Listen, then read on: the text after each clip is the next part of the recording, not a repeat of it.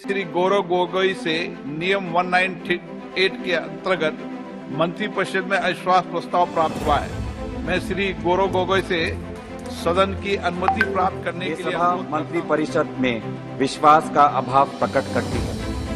मैं उन सदस्यों से जो इस प्रस्ताव की अनुमति दिए जाने के पक्ष में ये अनुरोध करता हूँ, वो अपने स्थान पर खड़े हो जाएं। तो प्रेजेंटली हमारी सेंटर की गवर्नमेंट यानी एनडीए की गवर्नमेंट या फिर आप यूँ कहें कि बीजेपी की गवर्नमेंट, उसके अगेंस्ट में जो हमारे कंट्री की अपोजिशन पार्टियां हैं वो नो कॉन्फिडेंस मोशन यानी अविश्वास प्रस्ताव लाने वाली है। तो चलिए इस वीडियो में जानते हैं कि अविश्वास प्रस्ताव या फिर नो कॉन्फिडेंस मोशन है क्या। क्वेश्चन बनता है कि नो कॉन्फिडेंस मोशन आता कैसे है।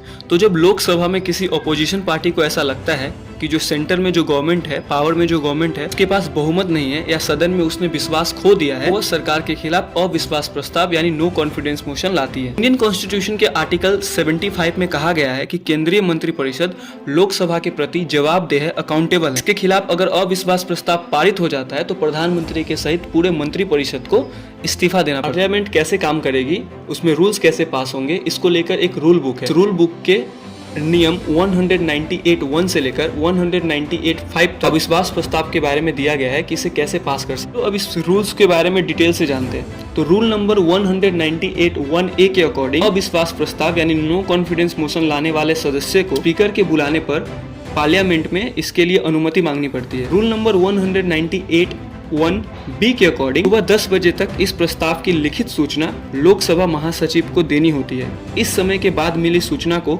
अगले दिन मिली सूचना माना जाता है। रूल नंबर 198(2) के अकॉर्डिंग अगर आप नो कॉन्फिडेंस मोशन लाना चाहते हैं तो आपके सपोर्ट में कम से कम 50 मेंबर्स ऑफ पार्लियामेंट होने चाहिए। अगर इससे कम सांसद आपके फेवर में, जो अध्यक्ष होता है लोकसभा का, वो इस प्रस्ताव को रखने की अनुमति ही नहीं देगा, आपको परमिशन ही नहीं देगा लोकसभा में नो कॉन्फिडेंस मोशन लाने का। रूल नंबर 198(3) के अकॉर्डिंग जब अध्यक्ष परमिशन दे देता है किसी भी सांसद को कि आप नो कॉन्फिडेंस मोशन ला सकते हैं, उसके बाद अध्यक्ष ही डिसाइड करता है कि इसके ऊपर डिबेट कब होगा, कि डिबेट किसी एक दिन होगी, 2 दिन होगी या किसी दिन के किसी भाग पे होगी। रूल नंबर 198(4) इसके अकॉर्डिंग अध्यक्ष डिबेट के लास्ट डे को वोटिंग करवाता है और वोटिंग से ही डिसाइड करता है कि जो नो कॉन्फिडेंस मोशन लाया गया था वो पास हुआ है या फिर फेल हुआ है। रूल नंबर 198(5) के अकॉर्डिंग कोई भी मेंबर कितनी देर भाषण देगा ये डिसाइड करने का पावर भी अध्यक्ष के पास ही होता है। अध्यक्ष परमिशन दे देता है तो उसके बाद जो पार्टी पावर में है उस पार्टी को अपनी मेजोरिटी प्रूव करनी होती है।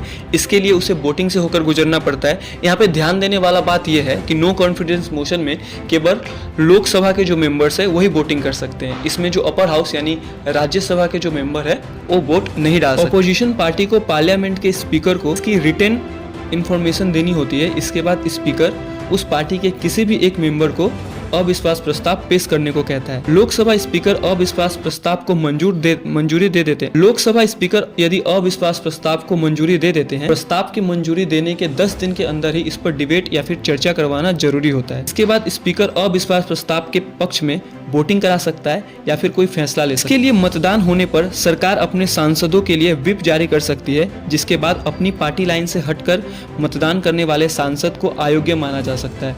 मतलब कि एक बार अगर कोई पार्टी व्हिप जारी कर लेती है और उस पार्टी का कोई मेंबर उसके अगेंस्ट में वोट करता है तो उस मेंबर को हम लोग अयोग्य घोषित कर सकते हैं। अब क्वेश्चन आता है कि नो कॉन्फिडेंस मोशन पास कैसे होता है। अगर जितने भी मेंबर्स है उस मेंबर से आधे से एक ज्यादा अगर किसी के भी फेवर या फिर अगेंस्ट में वोट कर दे तो वही माना जाएगा। इसको ऐसे एग्जांपल से समझे, ऐसा मान लेते हैं कि टोटल मेंबर्स 100 है और अगर 51 मेंबर्स चाहते हैं सरकार रहे तो उसके फेवर में अगर वोट देते हैं तो सरकार रहेगी, और अगर 51 मेंबर सरकार के अगेंस्ट में वोट कर दे तो सरकार वहीं गिर